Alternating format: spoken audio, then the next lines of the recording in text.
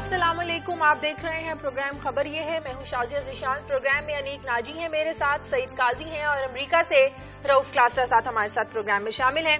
नाजरीन, 11 मई का एहतजाज, तहरीक इंसाफ और अवामी लीग की तैयारियां, और दूसरी तरफ हुकूमत की इस एहतजाज से निमटने की जो तैयारियां हैं, इस पर बात करेंगे। इमरान खान ने कहा है कि अगर हमारे एहतजाज को रोका गया तो नून लीग की हुकूमत खतरे में पड़ जाएगी। क्या वाकई एहतजाज को रोकने की कोशिश मुस्लिम लीग नून की हुकूमत को खतरे में डाल सकती है? लेकिन दूसरी तरफ जावेद हाशमी का पुराना साथ और वफादारी एक बार फिर से जाग रही है। कहते हैं कि अगर जमहूरियत के लिए नवाज शरीफ का साथ देना पड़ा तो मैं जरूर दूंगा। तो क्या तहरीक इंसाफ जावेद हाशमी का साथ देगी? ये सारी कशमकश सूरत हाल को कहां लेकर जाएगी? और तो और हुकूमत को लोड शेडिंग कम करने का आखिर ख्याल आ ही गया है ताकि एहतजाजी तहरीक का दायरा असर कम से कम रखा जाए, क्योंकि लोड शेडिंग को हवा देकर तहरीक में लोगों को ज्यादा से ज्यादा शामिल किया जा सकता है। क्या 11 मई हुकूमत के लिए एक कड़ा इम्तिहान साबित हो सकता है?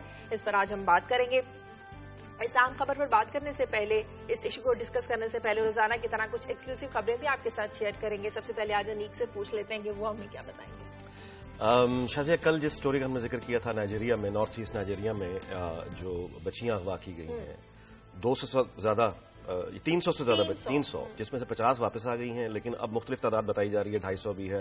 इंडिपेंडेंट बरतानिया का अखबार है वो 265 बता रहा है। वो बच्चियां इस्लाम के नाम पे अगवा की गई हैं, और उस पर हमारा क्या रिएक्शन है? हमारे से मुराद ये कि पाकिस्तान का और फिर एक लार्जर इस्लामिक ब्लॉक का, और वेस्ट क्या कर रहा है, इस पर हम बात करेंगे और इस ग्रुप पर बात करेंगे। ठीक है काजी साहब। शाजिया, बिजली से पे ही बात होगी, क्योंकि आज एक तरफ तो प्राइम मिनिस्टर साहब का बयान आया है कि बिजली की लोड शेडिंग को 7 घंटे तक महदूद कर दिया जाए, और दूसरी तरफ आईपीपीज ये कह रहे हैं, उन्होंने ये धमकी दी है कि जी हम बिजली की पैदावार में कमी कर देंगे, क्योंकि 300 अरब रुपए का जो सर्कुलर डेट है फिर खड़ा हो गया हमारे सरों पे। खास तौर पे वो कम कर रहे हैं आईपीपीज जो 2002 में जिनके साथ हमारे मुआहदे हुए थे और जिन्हें खुद तेल या गैस खरीदनी पड़ती है। मगर इसके साथ जुड़ी हुई एक और भी खबर है जो हमें दी है शमसुद्दीन शेख साहब, जो कि एंग्रो कोल माइनिंग कंपनी के जो है चीफ एग्जीक्यूटिव हेड हैं, उसको हेड करते हैं, जो कि सिंध गवर्नमेंट के साथ मिलकर ये थर कोल के मामले में कुछ काम करें। लेकिन उसमें उन्होंने बताया कि 200 साल तक 1 लाख मेगावाट इस कोयले से पैदा हो सकता है। तो एक तरफ तो ये मामला है और दूसरी तरफ वो आईपीपीज हमारी बिजली बंद कर रहे हैं, तो इसको जरा जोड़ के देखेंगे। क्लासरा साहब के पास चलते हैं। जी क्लासरा साहब। शायद मेरी स्टोरी भी काजी साहब से मिलती जुलती स्टोरी है, बल्कि इनको मतलब हम कह सकते हैं कि ट्विन्स स्टोरीज होंगी। कि कुछ डाटा आपके साथ शेयर करेंगे। रिपोर्ट एक सामने आई है जो मेरे पास ये अवेलेबल है, उसमें पहली दफा ये इंकशाफ किया गया कि पाकिस्तान जो है जनूबी एशिया में सबसे महंगी तरीन बिजली पैदा कर रहा है। भारत, श्रीलंका और यहाँ पे बांग्लादेश जो है पाकिस्तान से वो सस्ती बिजली पैदा कर रहे हैं। कितनी सस्ती बिजली पैदा कर रहे हैं, और आपके साथ ये रेट्स भी आज हम शेयर करेंगे कि जब ये तेल पे बिजली पैदा की जाती है तो क्या रेट लगता है, जब गैस पे पैदा होती है क्या रेट लगता है, और सबसे ज्यादा बात जब पानी से बिजली बनाई जाती है तो वो क्या रेट लगता है। मेरा ख्याल है ये जब हम आपके साथ फिगर आपके साथ शेयर करेंगे तो पाकिस्तानी लोगों की आंखें खुल जाएंगी। और जिस ये माफिया की बात करते हैं, तेल माफिया की काजी साहब हमेशा कहते रहते हैं, तो पहली दफा जो इनका ब्यूरोक्रेसी का और हुकूमतों का एक करप्ट अलायंस है कि क्यों ये लोगों को सस्ती बिजली नहीं दे पा रहे, उसकी कुछ अंदरूनी कहानी है जो आपके सामने फैक्ट्स के साथ सामने लाएंगे कि क्यों पाकिस्तान जनूबी एशिया में सबसे महंगी बिजली पैदा कर रहा है और इसका जिम्मेदार कौन है। और ये वो जो माल बनाने और बिजली बनाने के दरमियान जो एक बड़ा अब्दी रिश्ता है, मेरे ख्याल में उसकी बात करेंगे आप। ठीक है नाज़रीन, लेकिन सबसे बिल्कुल कैसा वही बात है एग्जैक्टली आप उस तक पहुंच गए कि क्यों इस मुल्क में सस्ती बिजली पैदा नहीं होगी कभी, और कौन नहीं होने देंगे। लेकिन नाज़रीन, सबसे पहले बात करते हैं हम 11 मई का दिन तहरीक इंसाफ के चेयरमैन इमरान खान कहते हैं कि अगर हमारे एहतजाज को 11 मई के दिन रोका गया, रुकावटें खड़ी की गई, हमारे लिए मुश्किलात पैदा की गई, कारकुनों के साथ बुरा सलूक किया गया, तो हुकूमत, नून लीग की जो हुकूमत है, ये खतरे में पड़ सकती है। काई साहब, किस खतरे की तरफ निशानदेही कर रहे हैं इमरान खान? देखिए, बात यह है कि खतरा इमरान खान तो कह रहे हैं और ये तो कहते रहेंगे, मगर हमें ये लगता है कि गवर्नमेंट के यहाँ भी जो ना कॉन्फिडेंस की कुछ थोड़ी सी कमी नजर आती है और एक पैनिक की सूरत हाल। ये इसलिए होती है आमतौर पे जब आपके कॉन्फिडेंस तब शेक होता है जब आप महसूस कर रहे हो या आपको बावर करवाया जा रहा हो या फिर ये तासुर दिया जा रहा हो कि भाई आप जो है वो सही रेंज आप और वो जो बागे हैं आपके हाथ में नहीं। मगर मैं जो आपने एक बड़ी इंपॉर्टेंट बात मैं उस पर जरा पहले आना चाहता हूँ कि कुछ अरसे से हम देख रहे हैं कि स्विंग करते हैं मखदूम जावेद हाशमी, इससे पहले भी वो मोहब्बत का इज़हार कर चुके हैं। उनकी सबसे बड़ी जो एक मुश्किल बनी उनके लिए, जो उनकी बहुत बड़ी कुर्बानी थी, जिसके बायस शायद उन्हें मुस्लिम लीग नून में इनके मुताबिक वो मकाम नहीं मिल सका था जिसको ये डिजर्व करते थे।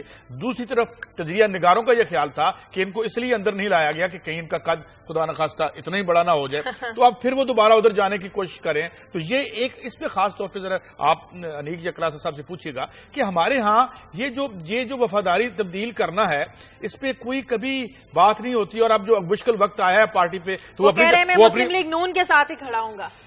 देखिए, मखदूम जावेद हाशमी जो है ना, एक बहुत इस तरह का जो मटेरियल है, ह्यूमन मटेरियल हमारी पॉलिटिक्स में बहुत कम है। बहुत कमिटेड आदमी हैं और जो वाकई बागी भी हैं, लेकिन उनका जो इश्क वाला मामला है ना, इश्क वाला मामला, वो नवाज शरीफ के साथ अच्छा दुरुस्त फरमाया उन्होंने। सियासत बड़ी बेरहम चीज होती है। जावेद हाशमी साहब के साथ मेरी इस मौजू पर जब वो यानी तहरीक इंसाफ आए, बड़ी तवील गुफ्तगू हुई। मुझे उनकी इजाजत नहीं है, मैं सारी वो किस्से अंदर की बातें तो नहीं बता सकता, लेकिन जो नतायज हमने आज किए वो नतायज मैं जरूर बताऊंगा कि, और वो नतायज वही हैं कि जब ये जेल से यहां से निकले और उसके बाद ये सऊदी अरब गए मियां साहब से मिलने के लिए, तो वो रवैया और उसके बाद फिर मतलब एहसास ये होने लगा था कि कहीं साइज जो है वो लार्जर देन रिक्वायर्ड कैपेसिटी, वो ना हो जाए, वो लार्जर देन रिक्वायर्ड कैपेसिटी जो है वो होने लगा है। मगर वो तो उसके बाद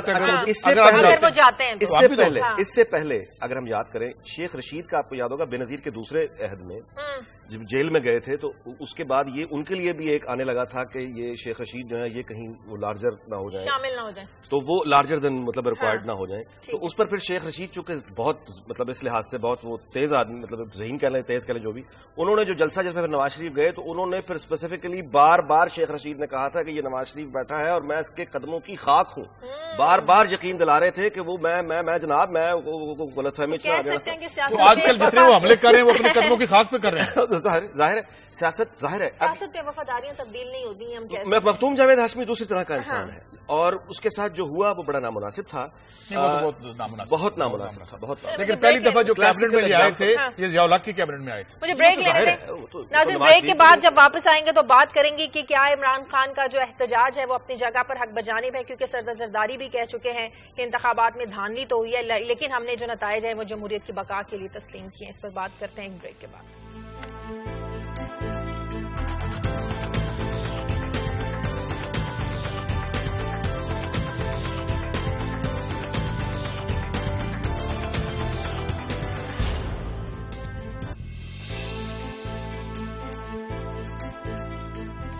ब्रेक के बाद खुश आमदीद क्लासेस साहब। इस पर मैं आपका भी टेक ले लेती हूँ कि जावेद हाशमी ने जो बयान दिया है कि जमहूरियत को कोई खतरा हुआ तो मैं मियां नवाज शरीफ के साथ खड़ा हूंगा, इस बयान का क्या मतलब लिया जाए? ये शायद कल मैंने जावेद हाशमी साहब की तकरीर कोई सुनी है जो उन्होंने कौमी असम्बली में की, और पर्टिकुलरली जो उन्होंने, हमारे दोस्त भी हैं और बड़ा मेरे वन ऑफ माई फेवरेट्स हैं हसन निसार साहब, जिस तरह उनके खिलाफ उनको लताड़ा है और उनके एक कालम का बुनियाद बनाया है, तो मेरे लिए खैर कोई इतनी ज्यादा सरप्राइज बात नहीं थी, क्योंकि मैं हाशमी साहब को खासा बड़े अरसे से जानता हूं, मेरे बड़े जाती तल्लुकात भी उनसे। एक जज्बाती आदमी है और जज्बात में आके वो मेरी तरफ कुछ भी कह सकते हैं, कुछ कर भी सकते हैं, इसलिए मुझे तो हैरानी नहीं हुई। लेकिन एक जर्नलिस्ट के किसी कालम को बुनियाद पे इतनी लंबी तकरीर करना और उस पर बैठ के फिर उन्होंने अच्छी खासी लफाजी भी फरमाई, जो मैं समझता हूँ जावेद हाशमी साहब जैसे स्टेचर के बंदे को हसन निसार के खिलाफ इस तरह की जबान, इस तरह की चीजें उन्हें नहीं कहनी चाहिए थी। और पर्टिकुलरली ये फ्लोर ऑफ द हाउस पे जर्नलिस्ट दुनिया भर में कमेंट करते रहते हैं, वो क्रिटिसाइज करते रहते हैं, और इसी हसन निसार ने कई दफा जावेद हाशमी साहब के हक में भी लिखा, मैं कालम लिखे मैंने खुद पढ़े। एक तो मुझे उस पर जाती तौर पर बड़ी तकलीफ हुई है कि इतना मेरा ख्याल पॉलिटिशियंस को थोड़ा सा उनको थिक सिखाना, कहते हैं ना कि उनकी स्किन जो है थोड़ी सी मोटी होनी चाहिए पॉलिटिशियंस की। ठीक है, जावेद हाशमी साहब इस मामले में मेरा ख्याल थोड़ा सा वीक है। मुझे खुद याद है कि 2-3 दफा मैंने उनके हक में लिखा तो वो हमेशा तारीफ करते, अगर कभी हमने क्रिटिसाइज किया तो हाशमी साहब मुझसे भी नाराज हो जाते थे। अब वो एक बड़ी स्टेज पे हैं, वो अपने आप को बड़ा सियासतदान समझते हैं और हैं भी सही, उनकी कुर्बानी हम। लेकिन कल वाली जो तकरीर है इसका बैकग्राउंड मैं कुछ थोड़ा सा जानता हूँ कि इमरान खान साहब जो है, मैं कुछ 2-3 महफिलों में मौजूद था, इमरान खान साहब को कुछ लोग ये कह रहे थे, और ये मैं विटनेस हूं, मैं आपको जिससे ये थोड़ा सा पता चलेगा कि इमरान खान साहब और जावेद हाशमी साहब में कुछ ना कुछ रिफ्ट्स आ चुकी हैं। और जो मेरी इतलात है वो टिकटों के मामले पे हुई थी। कुछ इमरान खान साहब कुछ कहते हैं कि जावेद हाशमी साहब के मामले में टिकटों में कुछ गड़बड़ हुई थी, तो इमरान खान उन पर खुश नहीं थे और इमरान खान मानते भी नहीं थे कि जावेद हाशमी साहब जो है हाँ उनसे भी कुछ कोई गलत किस्म की रिकमेंडेशन हो सकती हैं या उसमें कुछ वेस्टेड किस्म के इंटरेस्ट हो सकते हैं। जब इमरान खान साहब को वो सबूत दिखाया गया तो इमरान खान साहब खासे ये नाराज भी हुए थे और खासे अफसुर्दा भी हुए थे कि अगर जावेद हाशमी साहब जैसा टॉप का आदमी भी, इतना बड़ा लीडर भी, इस तरह की छोटी मोटी चीजों में अगर क्या आप हमें बता सकते हैं कि टिकटों में गड़बड़ क्या थी कि उन्होंने अपनी मर्जी से दे दी है या खुदा न खास्ता कोई और सजेस्ट कर रहे हैं बात आप? मेरा ख्याल है कुछ और सजेस्ट कर रहा हूँ। अब आप क्यों मेरे कोई हाशमी साहब पहले आजकल गुस्से में आए, मेरे साथ बड़े जाती तल्लुकात है, मुल्तानी हमें कुछ भी पता नहीं चला, हम थोड़ा सा रहने दें आपको एक। चलें कुछ बातें पर्दे में रहने देते हैं, एहतजाज की तरह वापस आ जाते हैं। मैं आपको अगली बात बताता हूँ, मैं आपको अगली बात बताता हूँ जो बड़ी इंपॉर्टेंट है, जिससे मेरा ख्याल है जावेद हाशमी साहब और इमरान खान साहब में खासी रिफ्ट आ चुकी है। दो चीजें हैं, एक मैं किसी जगह पे मौजूद था और इमरान खान साहब के सामने किसी ने जावेद हाशमी साहब के खिलाफ उन्होंने गुफ्तगू की और कुछ इल्जामात लगाए। ये मैं विटनेस हूँ, 2-4 लोग और भी विटनेस थे उसमें बैठे हुए थे। तो इमरान खान साहब ने बड़ा इंतहाई शौक से आगे होकर कहा कि मुझे और बताएं, और चीजें बताएं, क्या आप मुझे जावेद हाशमी साहब के बारे में मजीद बताएं। खुद मैंने सुनी है अपने कानों से। अच्छा। तो उससे मुझे लग रहा था वो जावेद हाशमी साहब के खिलाफ कुछ मटेरियल इकट्ठा करना चाह रहे थे और वो सुनना चाहते थे कि जावेद हाशमी साहब मजीद किस ये किस्म की अलेज्ड किस्म की इरेगुलरिटीज में इन्वॉल्व हैं। और उन बंधुओं ने बड़ा कोई मेरा ख्याल 15 मिनट तक बैठ के उन्होंने इमरान खान साहब के अपनी पार्टी के लोग थे, उन्होंने जावेद हाशमी साहब के खिलाफ एक लंबी चौड़ी उन्होंने मियां साहब की मोहब्बत के अलावा भी कुछ है। हाँ, आगे बढ़ते हैं एहतजाज की तरफ। बिल्कुल है। और लास्टली इसमें थोड़ा सा ही बड़ा अहम वाक़या होने वाला है, ये वाला जावेद हाशमी साहब और इमरान खान साहब वाला बड़ा ये इंपॉर्टेंट है, एक टर्न आने वाला है पीटीआई की पॉलिटिक्स में और ये नवाज लीग की। और जावेद हाशमी साहब बिल्कुल आप अभी ठीक उस पे आ रहे थे, इनमें गड़बड़ बड़ी है। लास्टली जब पार्लिमानी लीडर बनाना था यहाँ पे इन्होंने इसमें कौमी असम्बली में, तो इमरान खान साहब ने जावेद हाशमी को नहीं बनाया, उन्होंने शाहमूद कुरैशी साहब को बनाया वहां पे। सो ये वो रिफ्ट है जो ऑलरेडी चल रही है। इमरान खान साहब हरगिज़ खुश नहीं है। अगर कुछ कमी रहेगी तो उन्होंने पहली तकरीर की थी जिसमें उन्होंने कहा थी कि नवाज शरीफ साहब मेरे लीडर हैं, जिसकी बाद में वजाहत की थी जावेद हाशमी साहब ने। पहले भी की थी। अब उन्होंने एक सवाल साहब, अगर ये अलहदा होते हैं तो क्या ये भी है कि ये इल्जामात खुल के अवाम और मीडिया में सामने भी आएंगे और मुस्लिम लीग नून में इनका रास्ता जो है वो वापसी मुमकिन होगी? मेरा ख्याल है नहीं, मेरा ख्याल है इल्जामात आएंगे। मैं आपको बता रहा हूं अंदर की कहानी जिसका मैं विटनेस हूं कि मेरे सामने कुछ लोगों ने इमरान खान के सामने बैठ के बातें की और इमरान खान ने उनको स्नब करने की बजाय उन्होंने ये कहा कि मुझे मजीद बताएं कि और क्या इरेगुलरिटीज हैं जो जावेद हाशमी साहब ने की है। ये बकायदा मैंने खुद सुनी है। इसका मतलब वो मटेरियल इकट्ठा करना चाह रहे हैं। इमरान खान साहब ने 15 मिनट इकट्ठा सुनी है। वो क्लासर साहब ये बता रहे हैं कि मटेरियल है, इसलिए खासा मवाद है। जावेद हाशमी साहब की तकरीर, वो कोई बच्चे नहीं है, वो माशाल्लाह बड़े इंतहाई वो सीजन पॉलिटिशियंस हैं। उन्होंने जो तकरीर की उसकी टाइमिंग बड़ी उन्होंने इंपॉर्टेंट रखी है, वो सोच समझ के उन्होंने गुफ्तगू की है। जो उन्होंने कल वहां पे आप कैसे हिंट ड्रॉप किए हैं, जो उन्होंने वहां पे पेम्पर किया नवाज शरीफ साहब को, ये बकायदा सोचा समझा उनकी तकरीर है। और वो मेरा ख्याल है उन्होंने आप कह सकते हैं ऑलिव ब्रांच उन्होंने ऑफर की है। अब नवाज लीग पे है कि वो इमरान खान और जावेद हाशमी साहब के जो डिफरेंसेस हैं इनको कितना एक्सपेक्ट कर सकते हैं या वो इसमें इंटरेस्टेड नहीं है, ये उन पे ये डिपेंड करता है। ठीक है, आगे बढ़ते हैं। देखिए हाँ, इस पे आगे बढ़ते हैं तो यही है कि जो जावेद हाशमी साहब का तरीके इंसाफ में यानी जाना था वो भी रद्द-ए-अमल था। अब जो वो कह रहे हैं वो भी रद्द-ए-अमल। तो इसका मतलब है क्लासर साहब ने दुरुस्त फरमाया कि वो जज्बाती आदमी, उनको ये भी वैसे समझना चाहिए, कॉलम की मैं बात कर रहा हूं, कि सियासत के बारे में आज से बहुत अच्छे से कहा जाता है और दुरुस्त कहा जाता है। यहाँ पगड़ी उछलती है, इसे मैखाना कहते हैं। सही। तो यहाँ पे जरा मतलब है इतना जज्बा। हाँ, लेकिन इसके साथ साथ ये हमें उनकी कुर्बानियां जो हैं जावेद हाशमी साहब की उसको सामने रखना चाहिए। बिल्कुल। एक कॉलर है जहीर कराची से। हेलो जी, अस्सलाम वालेकुम। अस्सलाम वालेकुम। आवाज आ रही है? आ रही है, बोलिए क्या सवाल है? जी, शाजिया जीशान साहिबा और अनीक नाजी साहब, सैयद काजी साहब और रऊफ कासला साहब, आपको मेरा सलाम। जी वालेकुम अस्सलाम। 11 मई 2013 को पाकिस्तान में जनरल इलेक्शन हुए थे। मैं सूबाई असेंबली का ऑल पाकिस्तान मुस्लिम लीग का उम्मीदवार भी था। अच्छा, ठीक। तो बहरहाल अब ये 11 मई 2014 आ रही है तो जमहूरियत का जनाजा है, थोड़ा धूम से निकलेगा और इंशाल्लाह ये पहली बरसी है जमहूरियत की और आप देखिएगा रमजान के बाद इसको हम तस्लीम करके छोड़ेंगे। ठीक है, बहुत शुक्रिया। बड़े एक्सट्रीम बात आएंगे। अच्छा, मैं इस पर बात करना चाह रही हूँ। आसिफ जरदारी साहब ने भी कल कहा कि इंतखाबात में धांधली जरूरी, हमने जमहूरियत की बका के लिए नताइज को तस्लीम किया। इमरान खान हक बजानिब है आवाम को सड़कों पर लाने के लिए। आसिफ जरदारी साहब जी वो अपनी मुद्दत पूरी कर गए हैं। अब वो जिस तरह कोई दूसरे देखकर वो जो प्ले, अब उन्होंने बड़ी मजेदार बात है, एक तरफ से वो कह रहे हैं कि हम साथ नहीं आएंगे एजुकेशन में, لیکن ساتھ انہوں نے تھپکی بھی دی ہے کہ دھاندلی تو ہوئی ہے. دھاندلی تو ہوئی ہے. یہ تو ہم جانتے تھے کہ دھاندلی ہوئی ہے, یہ ان کو سیکنڈ بھی کر دیا, لیکن ہم آئیں گے بھی نہیں دور سے بیٹھ کے. اچھا, اب تحریک انصاف جو ہے وہ آپ یعنی ایکسپریس ٹریبیون میں یہ چھپا ہے کہ جو اسلام آباد کے ایڈمنسٹریشن ہے انہوں نے جو این او سی ریکوائرڈ ہوتا ہے جلسے کے لیے وہ ڈینائی کر دیا, اور دفعہ 144 میں توسیع کر دی ہے. اور لفظ جو ہے وہ جو ورڈ جلسہ ایک تو انہوں نے کہا ہے کہ اچھا, دوسرا انہوں نے کہا ہے کہ ٹائمنگ بھی نہیں بتائی گئی. انہوں نے جو درخواست دی تھی کہ ٹائمنگ کیا ہوگی, وہ تو ڈی چوک تو اب سو اب دیکھنا یہ ہے کہ ظاہر ہے کہ اب یہ ان کا جو ہے وہ جوابی رد عمل کیا ہوتا ہے. ایک بات ضرور ہے, مولانا فضل الرحمان کو وفاقی وزیر کا درجہ دے دیا گیا کل کیبنٹ ڈویژن سے آفیشیل نوٹیفیکیشن, مطلب بینیفیشری جو ہے وہ. لیکن ایک جو آپ یہ ابھی بات زرداری صاحب کی بات کریں نا, دیکھیں وہ کیا کہہ رہے ہیں. ان کی اپنی مخاصمت اپنی جگہ پہ, لیکن معاملہ کہ ہم ڈیریل نہیں ہونے دیں گے. دیکھیں اس پورے سیٹ اپ میں بینیفیشری کون ہے. پیپلز پارٹی اگر آپ دیکھیں تو وہ فیڈرل سے نکل کے وہاں چلی گئی, اور سندھ جو ہے 72% معیشت ہے. اس کا مطلب ہے کہ پیپلز پارٹی 72% معیشت کو پریزائڈ اوور کر رہی ہے, اور وہاں پہ آپ کو پتہ ہے ہر معاملہ کتنا شفاف چل رہا ہے. وہاں پہ بالکل 90,000 ایکڑ زمین کسی کے نام نہیں لگی, اور وہاں پہ یہ سلسلے آپ دیکھ رہے ہیں نا وہاں تھر کا کرائسس آیا ہے لوگوں عوام پہ. تو وہ جب یہ کہتے ہیں کہ ڈیریل نہیں ہونے دیں گے, تو اس کا مطلب یہ ہے کہ یہ جو ہمارا کھیل چل رہا ہے اس کھیل کو ہم ادھر ادھر نہیں ہونے دیں گے. اور مگر ساتھ وہ مزہ بھی لے رہے ہیں کہ ذرا نواز شریف صاحب یہ ذرا سامنے آئے, ادھر سے نظر ہٹی رہے اور ہمارا کام چلتا رہے. ایک کالر لے لیتے ہیں کلثوم لاہور سے. Hello hello. ہاں جی, السلام علیکم. جی وعلیکم السلام. تمام بھائی کو السلام علیکم. منیک ناجی اچھا ایڈیشن ہے. السلام علیکم منیک بھائی. جی جی وعلیکم السلام. تھوڑا سا سیریسنیس سے ہٹ کے خوشگواری بھی آ گئی ہے. بہرحال یہ دونوں بھی بہت ماشاءاللہ, اللہ ان کو صحت و زندگی دے اور شازیہ کو بھی خوش رکھے. کلاسا سب کب واپس آ رہے ہیں؟ جلدی آئیے گا, ٹھیک ہے, لیکن آ کے اس جلسے میں اس جلوس میں جائیے گا جو ہمارے مطالبات کے لیے. خدا را عمران خان کو پیغام بھیجے کہ ہمارے مطالبات کے لیے جلسہ جلوس نکالے. یہ آپس میں کرسی نہ کھیلیں. ہمیں کوئی انٹرسٹ نہیں ہے ہو از ہاشمی, ہو از مخدوم, ہو از نواز شریف. خدا را ہمیں دیں جو ہمیں چاہیے. اللہ حافظ.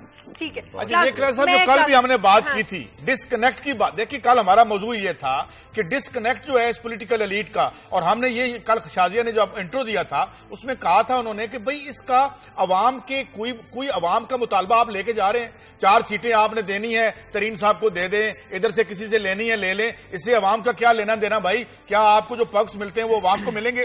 تو بات یہ ہے کہ بات صرف وہ قادری صاحب کر رہے ہیں. دیکھیں عوام کے مطالبات کی بات حیران. اچھا کلاسا صاحب, میں آپ سے یہ پوچھنا چاہوں گی, آپ کے سورسز کیا بتا رہے ہیں, حکومت نے کس طرح کی حکمت عملی اپنائی ہے؟ کیا حکومت وہ غلطی کرے گی جو ماضی میں پاکستان پیپلز پارٹی نے کی, ڈی چوک تک جانے کی اجازت دے گی جو طاہر القادری کو دی گئی؟ میں نہیں سمجھتا کہ پیپلز پارٹی نے غلطی کی تھی. اگر مجھ سے پوچھے, میرا خیال ہے پیپلز پارٹی کی اس حکومت نے سمجھداری کی تھی. اور اگر نواز شریف صاحب نے یہ کام نہیں کیا, ان کو ہاکش ایٹیچیوڈ ہے اور ان کے ارد گرد کچھ ہاکش لوگ ہیں, آئی ہوپ کہ سینیٹری ول پرویل, انہیں بھی اجازت دینی چاہیے. ایک ان کو جلسہ کرنے دینا چاہیے. عمران خان صاحب کی جو اچھی بات ہے, جو میرا کل میسج انہوں نے بھیجا, اگر وہ پک کیا گیا ہے وہاں پہ وزیر اعظم ہاؤس میں خوش آمدیدوں سے بھرا ہوا ہے, تو اس میں انہوں نے کہا ہے کہ ہم نواز شریف کی حکومت کو ٹاپل کرنے نہیں جا رہے. یہ بڑا اہم بیان ہے جو عمران خان نے دیا ہے. وہ اگر آنا چاہتے ہیں 11 مئی کو ایک جلسہ کرنا چاہتے ہیں, اپنا ایک ان کا پوائنٹ آف ویو ہے, ویدر وی ایگری اور ناٹ, اور وہ جا کے اس کو اپنے پوائنٹ آف ویو کو رجسٹرڈ کرنا چاہتے ہیں, اس میں بٹھانا بات کرنا چاہتے ہیں, ایمفسائز کرنا چاہتے ہیں ہمارے ساتھ دھاندلی ہوئی ہے, ہمارا جو الیکشن تھا آپ نے چرا لیا ہے. اگر وہ بات چیت کرنا چاہتے ہیں, اپنے آپ کو اپنے ورکرز کو موٹیویٹ کرنا چاہتے ہیں, تو میرا خیال ڈیموکریسی میں یہ چیزیں جائز ہوتی ہیں. اگر انہوں نے روکنے کی کوشش کی تو کیا خطرہ پیدا ہو سکتا ہے؟ یہی کل سے سوال اٹھایا جا رہا ہے.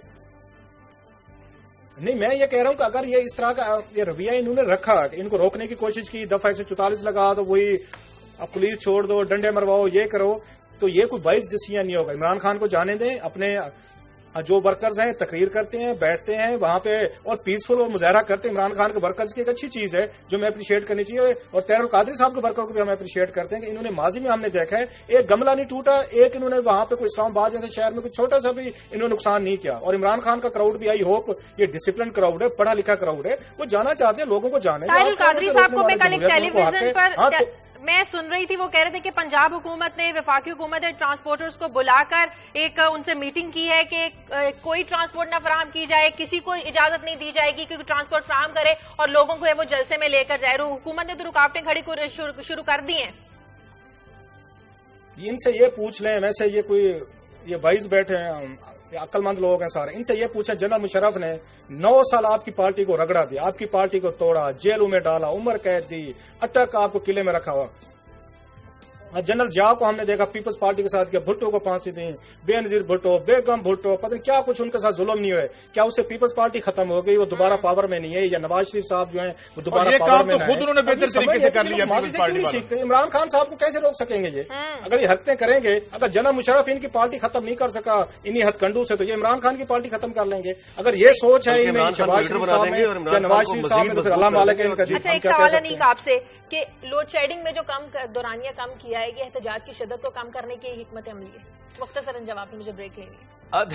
जाहिर है कि दबाव है, वो हम देख रहे हैं। नवाज शरीफ आज नेशनल असेंबली में भी जा रहे हैं, इतना बड़ा फैसला कि कहां भी, लेकिन वो इम्प्लीमेंट हो सकेगा या नहीं हो सकेगा, ये बहुत बड़ा सवालिया निशान है। और दूसरी बात ये कि हमने देखा कि इसी रद्द अमल में नवाज शरीफ आज नेशनल असेंबली जा रहे हैं ना, वहां पे बैनर लगाने चाहिए, मेरा पिया घर आया।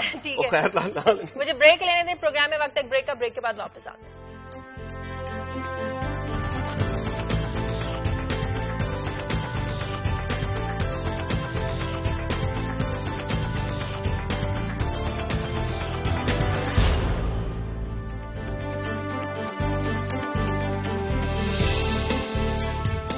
ब्रेक के बाद खुशामदीद। क्लासेस अब आपकी खबर की तरफ आते हैं। पाकिस्तान महंगी बिजली पैदा कर रहा है, कौन कौन से तरीके अभी आपने बताया कि सस्ती बिजली भी पैदा हो सकती है?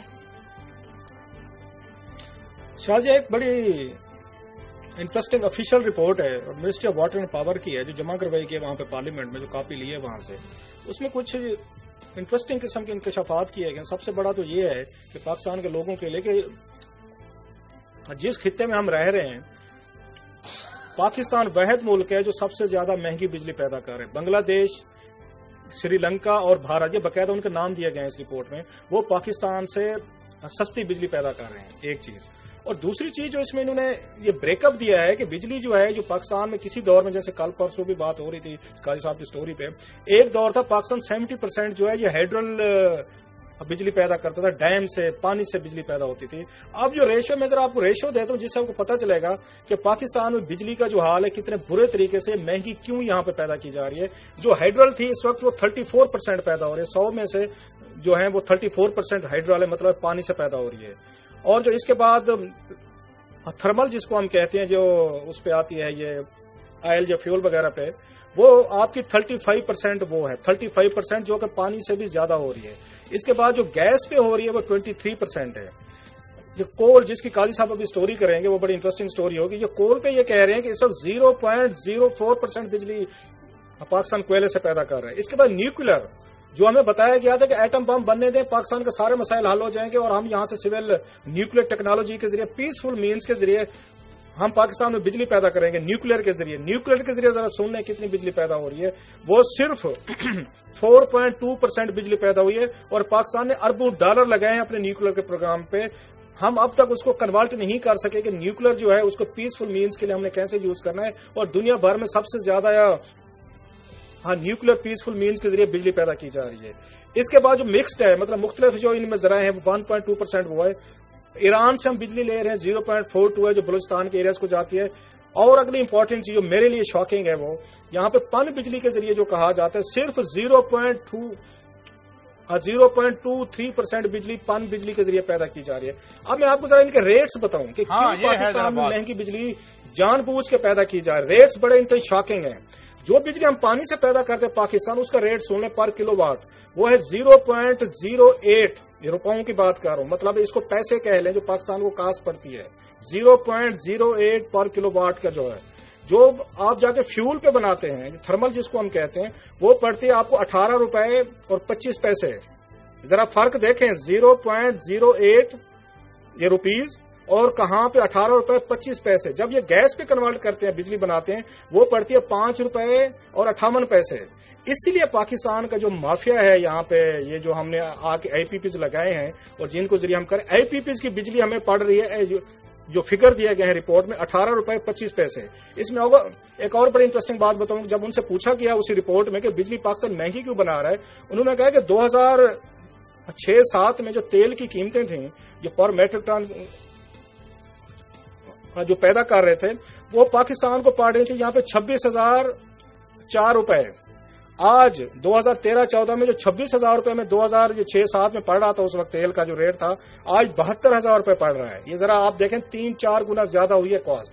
सो यहाँ पे पाकिस्तान में आपने आपने पन बिजली से आप ये बिजली नहीं ले रहे, आप कोल से बिजली नहीं ले रहे, आप पानी से आपने बिजली लेनी वो कर दिया, कम कर दिया या कम हो गया। मेन जो सोर्सेज है हमारे सबसे ज्यादा वो आपको है इस पे कर रहे हैं, आप तेल पे आप अपनी बिजली पैदा कर रहे हैं, जिसकी वजह से पाकिस्तान में ये महंगी तरीन है। और लास्टली इसको मैं समअप कर दूं कि पाकिस्तान में जो आप डैम के जरिए बिजली पैदा करते हैं वो 0.08 रुपीज पर किलोवाट पड़ती है, जो आप तेल पे पैदा कर रहे हैं वो 18 रुपए 25 रुपए आपको पड़ रही है। ये फर्क आपको मेरा ख्याल है का सबब समझ आ गया होगा। जो बात आप कहते रहते हैं जो माफिया है हमारे यहाँ, तेल का माफिया है और नीट है, जानबूझ के हिसाब से। इसी के साथ मैं स्टोरी जोड़ देता हूं। एक सवाल भी मुझे आया यहाँ से, आपकी जब स्टोरी हो रही थी तो मुझे मैसेज आया, तो एक तो उसको मैं एड्रेस कर दूं कि कोल की बात कर रहे थे, तो कोल 9000 किलोमीटर का मुरबा किलोमीटर का जो एरिया है थर में, वहां एक ही जगह कंसंट्रेटेड है कोल। तो जिस जवाब हमारे दोस्तों को मिल गया होगा। अच्छा कैलाश साहब, मैं जो स्टोरीज के साथ जोड़ रहा हूं वो ये है, एक तो बात आपने कर दी, अब मामला ये है कि आज पीएम साहब ने कहा है कि 6 से 7 घंटे आप करें लोड शेडिंग।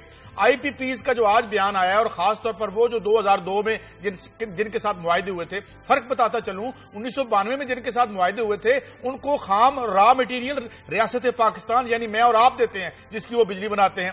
और 2002 के बाद जो थे वो खुद अपना ये गैस के जो भी रॉ मटेरियल है इस्तेमाल करते हैं, तो उनका 300 अरब रुपए का सर्कुलर डेट फिर इकट्ठा हो गया है। और वो जो स्टॉप गैप अरेंजमेंट हमने किया था साल पहले या कितना अर्सा पहले, अब हमें ये पैसे इकट्ठे करके उनको देने पड़ेंगे। मगर इसके साथ दूसरी खबर जोड़ता हूं कैलाश साहब, ये जो थर का जो मामला है, यहाँ इसके बारे में मुतजाद खबरें आ रही थी। ये शायद माफिया की खबरें दे रहा था कि ये रिट्रीवेबल ही नहीं है, इस कोले में पानी ही बड़ा है। आज जो अथॉरिटी वहां पे काम कर रही है, खासतौर पर शमसुद्दीन शेख साहब की मैं खबर देख रहा था कि Sindh Engro coal mining company के हैं, ये एक पाकिस्तानी रियासत के साथ मिलकर एक 4000 मेगावाट का बना रहे हैं एक प्रोजेक्ट इस कोल से। तो वो कहते हैं इस कोल में सल्फर बड़ी कम है, हाँ थोड़ा सा मॉइस्चर ज्यादा है मगर सल्फर कम है, और इसको हम रिट्रीव करके, उनका ये कहना है कि सिर्फ इस जखीरे से 200 साल के लिए हम 1 लाख मेगावाट पैदा कर सकते हैं।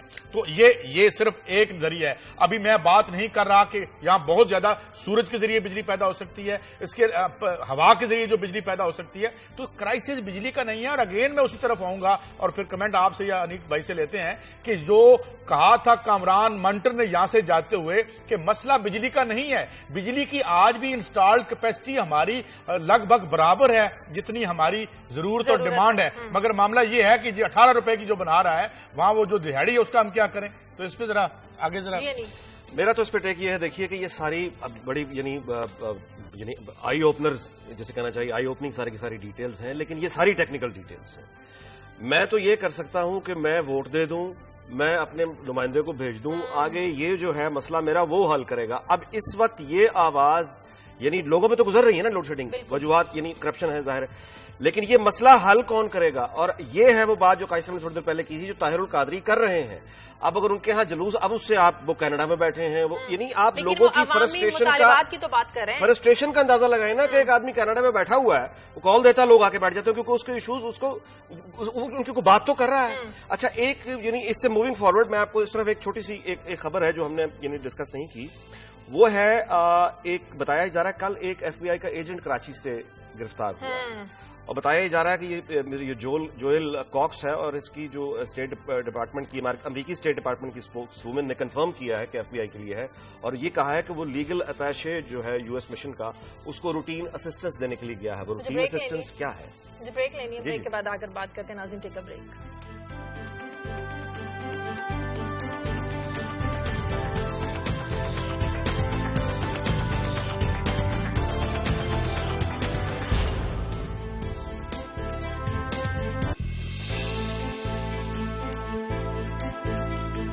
ब्रेक के बाद खुशामदीद। नाइजीरिया के बोको हराम अनीक आमिर हकवानी ने इस पर आज रोजनामा दुनिया में कॉलम भी लिखा है। कल भी हमने इस खबर पर बात करनी थी जो बच्चियों को अगवा किया गया है।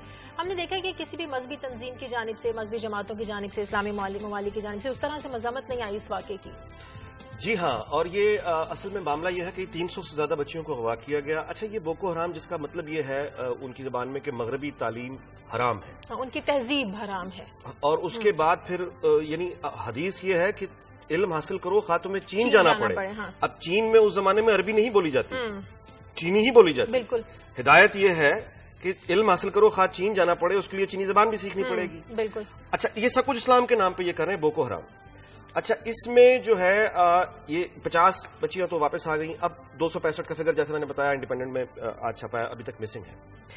یہ جو ہے ابو بکر شیکاؤ اس کا نام ہے. اس نے ان ابڈکشنز کے بعد 8 مزید بچیاں اسکول 12 سے 15 سال جن کی عمر ہے ان کو اغوا کیا، اور اس کے علاوہ ایک اور گاؤں پہ حملہ کیا، اور تقریباً 300 کے قریب جو ہیں لوگ وہ ان کو اسٹریٹ گولیاں مار کے. مطالبہ ان کا کیا ہے؟ مطالبہ یہ ہے کہ نائجیریا میں اسلامی شریعت نافذ کی جائے، یعنی یہ سب کچھ اسلام کے نام پہ ہو رہا ہے.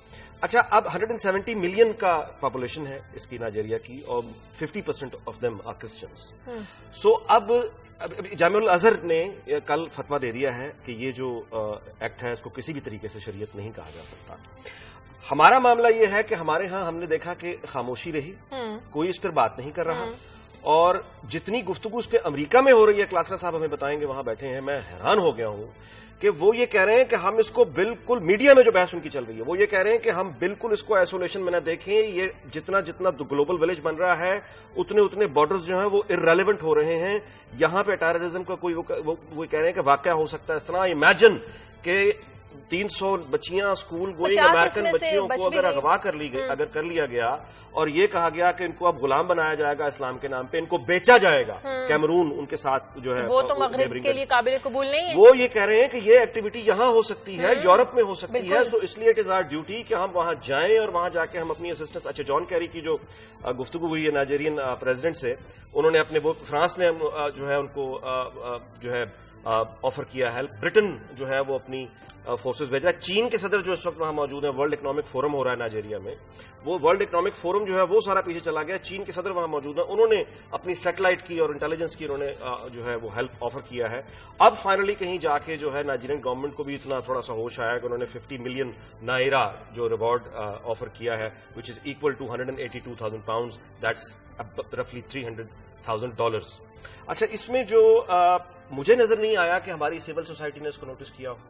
مجھے نظر نہیں آیا کہ یہاں پہ اس طرح کی کوئی تشویش پائی گئی ہو، مذہبی جماعتوں کی جانب سے کوئی آیا ہو، ہماری مذہبی جذباتوں نے یہاں پہ ایک سٹینڈ لیا ہو اور سامنے آ کے کہا ہو کہ یہ قطعی شریعت کے نام پہ اس طرح کی ان سے ہمارا کوئی اجازت نہیں دے سکتا اسلام.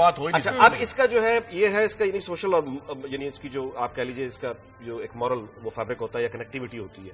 اب اس کے پیچھے اکانومی کا کیا کھیل ہے، یا اس کے پیچھے یعنی یہ گروپس بنتے کیوں ہیں، اور اس کے پیچھے وہ لارجسٹ اکانومی ہے نائجیریا کے، ظاہر ہے افریقہ کی، اس پہ قائد صاحب ہمیں روشنی ڈالتے ہیں. دیکھیے، اس میں یہ بڑی دلچسپ سی ملک ہے، اور اس کو جب میں دیکھ رہا تھا کلاسر صاحب تو مجھے اپنا وطن عزیز یاد آیا. یہ 1960 میں ان کو نامینل آزادی ملی تھی، اور 1914 میں یہ 2 ایڈمنسٹریٹو یونٹس کو ایک کیا تھا انہوں نے، اور 29 سال یہاں بھی فوج کی حکومت رہی، اور 24 سال سو کال جو اب ان کی. معاملہ یہ ہے کہ یہ آئل رچ ہے، اور یہاں سے 2.5 ملین بیرل آئل ڈیلی نکل سکتا ہے، اور وہاں سے 4 لاکھ بیرل آئل روز چوری ہو رہا ہے. اچھا، اس کے بعد دوسری اس کی کیفیت یہ ہے، $273 بلین کی یہ اکانومی ہے، اس پہ پورا قبضہ ہے MNCs کا. اور یہ جو حملہ اب ہوگا بنیادی طور پر شیوران اور یہ جن کے تیل کے سٹیکس ہیں ان کا اصل معاملہ ہے. اب یہ ملک لوٹ کھسوٹ کا شکار ہے. ایک طرف یہ جو گورے آئے ہوئے ہیں، ایک ان کی وہی کرپٹ ایلیٹ جو اوپر بیٹھی ہوئی ہے، کبھی فوج کی شکل میں آتی ہے، کبھی اس کی نیچے. اس وقت ان کے فگرز میں دیتا ہوں کلاسر صاحب، 160 سے 170 ملین کی یہ آبادی ہے، 100 ملین سے زیادہ لوگ سلمز میں رہتے ہیں، آفیشیل پاورٹی 70% ہے. اور یہ جو بوکو حرام والا ہے، اس کو ریاست کے خود ہی کچھ حصے جو ہیں وہ سپورٹ کر رہے ہیں. اور میں آخری کمنٹ کر دوں کہ اگر ان کو یہ محمد بن قاسم ہوتے اور بچیوں کو بچانے آئے ہوتے تو انہوں نے کبھی ویتنام نہ کیا ہوتا، انہوں نے عراق نہ کیا ہوتا، انہوں نے افغانستان نہ کیا ہوتا. تو اب یہ معاملہ یہ ہے کہ یہ، اور میں آپ کی سٹوری کو ریفر کرتا ہوں کہ یہاں پہ سول سوسائٹی کو بھی فنڈنگ آتی ہے، مدارس کو بھی فنڈنگ آتی ہے. تو بوکو حرام کے پیچھے ریاست کے کون سے حصے ہیں، اور بنیادی طور پر ان کے اندر جانے کا مقصد یہ ہے کہ وہ تیل جو ہے وہاں سے ان کو اب شیل اور ان کمپنیوں کو ان کو بند کرنا پڑ رہا ہے. تو یہ تیل کی آئل کو سیکیور کرنے تو کلاسز مغربی میڈیا اس کو کیسے دیکھ رہا ہے؟ ویسے تو قاضی صاحب نے میرا خیال بحث ختم کر دی ہے. جب قاضی صاحب نے یہ پوزیشن لے لی ہے، ہمارے دوست ہیں، بھائی ہیں، جب ان کا یہ کہنا ہے کہ ویسٹ یا مغرب یا یہ اس لیے مدد کرنا چاہتے ہیں کیونکہ ان کو تیل چاہیے یا ان کو چیزیں چاہیے. آپ اپنی پوزیشن بتائیں نا، آپ اپنا ٹیک دیں، آپ اپنا رائے دے دیں. ایک وہ میں دے رہا ہوں نا، ذرا زبردستی ٹیک تو نہ لینا، میں ذرا آپ کو ٹیک دے رہا ہوں جو میرے اس ذہن میں آ رہا ہے اس وقت. تو آپ کے مسلمان ملک ہیں، یہاں پہ 52 کنٹریز ہیں، इन्होंने अपनी फोर्स बनाने का ऐलान किया कि आपने इस्लाम को डिसर्विस किया, बदनाम किया इतने बड़े पैमाने पे। हम किसी को मुंह दिखाने के काबिल नहीं होते। जो बुरा काम है इस्लाम के अच्छे नाम पे आप लोग करते हैं। यहाँ पे सऊदी अरब से कोई आवाज आई है आपको, कोई ईरान से आवाज आई है, आप इंडोनेशिया के सुन लें जो वेस्ट में सबसे बड़ी तस्वीर चल रही है कि एक खतून के साथ 8 लोगों ने रेप किया, उल्टा उसी को कोड़े मारे गए हैं और उनके कोड़े लगे हुए तस्वीर पूरी दुनिया में फिर रही है यहाँ पे। मतलब कौन सा काम है हम जो मुसलमान जो है इस्लाम के इतने बड़े नाम पे नहीं करते। अच्छा, आपको याद होगा बोस्निया में वहां पे एथनिक क्लेंजिंग हुई थी और उस वक्त हम टांट कर रहे थे सारे मुसलमान, ये देखें यूरोप जी वहां तमाशा देख रहे हैं, मुसलमानों को कत्ल किया जा रहा है, ये इंटरवीन नहीं करते। और वही अमेरिकन गए, वही यूरोपियन गए, नेटो गया, उन्होंने जाकर मुसलमानों की जान उन्होंने बचाई। इसके बावजूद हम कहते नहीं इसमें साजिश थी। अच्छा, उस वक्त भी हम यही कहते थे मुसलमानों को इसलिए बचाना चाहते हैं, बोस्निया में जाकर इनके अपने इंटरेस्ट है, जैसे आज काजी साहब कह रहे हैं इनके नाइजीरिया में। आप मुझे 20 साल बाद बता दें कितने इंटरेस्ट निकले हैं जी अमेरिकन के वहां से, बोस्निया में से क्या कुछ निकाल के ले आए। ये सिविलाइजेशन के लिए बहुत बड़ी थ्रेट है। ये हुकूमतों से हट के आप मुझे 52 कंट्रीज का बताएं, आप भूल जाएं इनको कि यूरोप का क्या व्यू है इस पे, गलत है सही है, उनको तेल चाहिए, पैसा चाहिए, पानी चाहिए। ये जो सारे मामले बने बैठे हैं सारे के सारे, आपके पार्लियामेंट 3 दिन से सेशन में, आज चौथा दिन है, कहीं से कोई आवाज सुनी है आपने? इमरान खान साहब को कोई थोड़ी सी बात की हो, कभी हम जमात इस्लामी साहब सुन लिया हो, आपने जैसे सिविल सोसाइटी की बात कर वहां से हुआ हो, कोई पार्लियामेंट में डेली ड्रोन पे ये वहां पे इनकी करारदादें होती थी। ये जो इस्लाम के नाम पर इतना बड़ा ड्रोन हमला किया गया पूरी की पूरी, किसी ने बात नहीं की। अच्छा, एक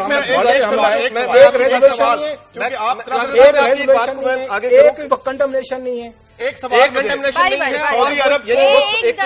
सऊदी अरब को अमेरिकन गार्ड इनकी जिन हुकूमतों ने कंडेम नहीं किया, इन हुकूमतों को इंस्टॉल रखने में, और यहाँ पे अमेरिकी गार्ड्स इनको बचा के रखते हैं, चाहे वो बहरीन हो, कतर हो, यहाँ अमेरिकी अड्डे हैं। ये अगर पैसे बेचते हैं तो अमेरिका की मर्जी के बगैर कैद में रहें, उनको बेचें, उनको स्लेवरी में दे, मेरा ख्याल रहने देते, उनका इंटरनल मामला है। उनका इंटरनल मामला नहीं है, उनके स्टूज हैं, अमेरिकन जाएंगे, यूरोपियन जाएंगे, ये जाकर लूट, उनके पास खाने का कुछ नहीं है वहाँ पे। जो नाइजीरिया दुनिया के गरीब के मुल्कों में, आपका ख्याल है यूरोप उनको लूटना चाहते हैं, ये लूटना चाहते हैं 250 लड़के छुड़ाने। प्रॉब्लम है, मैं क्लासरा साहब से इत्तेफाक करूंगा, ये हमारी एक प्रॉब्लम है। ये एक्सट्रीम राइट हो या एक्सट्रीम लेफ्ट हो, इनका प्रॉब्लम ये है कि ये हर काम दूसरों की साजिशों पर डाल देते हैं, दूसरे के इंटरेस्ट को देखते रहते हैं, हर बात को शक की नजर से देखते हैं, और कसम खाई हुई है कि खुद कुछ नहीं करना, कोई जिम्मेदारी नहीं लेनी, हर बात में दूसरे की साजिश। अब मुझे ये बताइए किसने रोका है कि आप अपनी फोर्स बनाएं?